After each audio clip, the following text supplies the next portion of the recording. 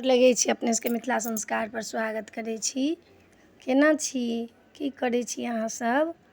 बरसाइत अब आबि गेल, नजदीक अबैया। अपने सबके बरसाइतके आमसँ किया लोक पानि ढारै छै? दोसरो चीजसँ ढारि सकै छै, दोसरो फलसँ लोक ढारि सकै छै, तऽ आमेसँ लोक किया ढारै छै से सुनू। अपने सबके आमसँ किया ढारै छै तकर महत्वपूर्ण बात बता रहल छी, जे बरसाइतमे आमसँ पानि किया ढारै छै। जखन विवाह होइ छै तखन पहिले आमके विवाह करै छै। आमके विवाह करै छै ने, तऽ पहिले आमके विवाह कऽ कऽ तखन अपन विवाह होइ छै।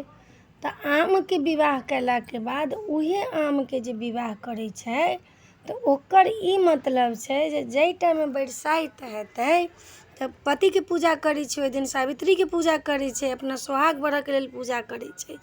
तऽ ताहि लऽ कऽ आमो विवाह सबसँ पहिले सब जातिमे होइ छै।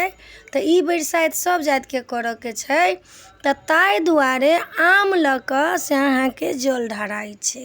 सबसँ पहिले आम बिआह होइ छै। आम जे छै से मरलोमे जीवतोमे, तऽ ताहि दुआरे आम लऽ कऽ जल ढाराइ छै। दोसरमे आदमीके ककरो विवाह होइ छै तऽ आमके ही पल्लव, आमके ही पातसँ अहाँके कंगन बन्हाइ छै। कंगनो जे छै से आमके पातसँ बन्हाइ छै, चाहे भगवानके विवाह होइ तऽ इंसानके विवाह होइ तऽ। आम एते अपना मृत भुवनमे शुद्ध मानल गेल छै, आम सनके कोनो फले नहि छै। देखियौ मृत्युओ होइ छै तऽ आमके लकड़ी कतहुसँ लोक लाबि कऽ तखन आमके लकड़ीसँ जरायल जाइ छै। दूबि देलक, चन्दन देलक, धूप देलक, ओकर अलग देलक, लेकिन आमके लकड़ी चाहबे करी के चाहबे करी। तऽ आम सबसँ बड़का शुद्ध मानल गेल छै।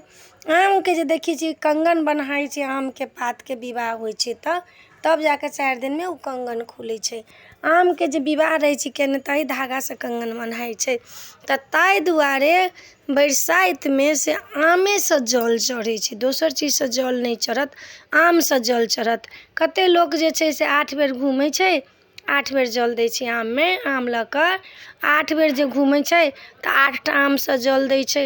कतेक लोक एकेटा आमसँ 8 बेर लोक जल दऽ देलक घुमि घुमि कऽ।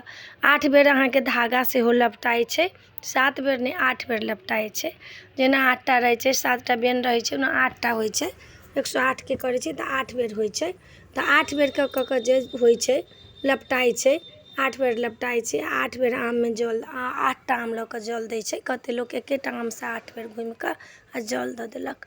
आमके की महत्व छै से अपने सबके बता देलहुँ हँ, जे आम लऽ कऽ। दोसरमे ई सीजनके फल छै, सालमे एके बेर आम अबै छै, 4-5 महीना आम रहै छै।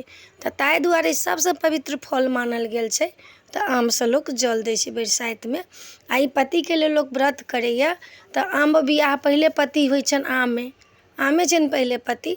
तऽ आम जे फड़ै छै ताहि लऽ कऽ सावित्रीके जल दै छी, जे हे सावित्री अहाँके अर्पण करै छी, हम अपना पतिके फलसँ अहाँके अर्पण करै छी। ई हमर पति छथिन। आमके जे विवाह होइ छै तऽ ओ पति भऽ गेलखिन, हुनकर जे फल भेटलनि हँ ताहिसँ अहाँके हम जल अर्पित करै छी। हे सावित्री हमरा सोहागके अमर करब, दुनू सोहागके हमरा अमर करब। आम लऽ कऽ हम जल दै छी तऽ इहो हमर सोहाग भेला आ ओ हमर सोहाग भेला। ताहि लऽ कऽ हम अपना पतिके फलसँ अहाँके जल अर्पित करै छी, से कहि कऽ गोर लगै छै लोक आमसँ जल दऽ कऽ।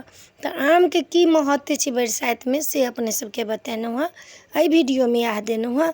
नीक लागत तऽ चैनल सब्सक्राइब करब, लाइक करब, कहऽके नहि बिसरब। आब तऽ सबगोटा बिसैरे गेल छी, कहऽके नहि बिसरब। जय मिथिला, जय माता जी।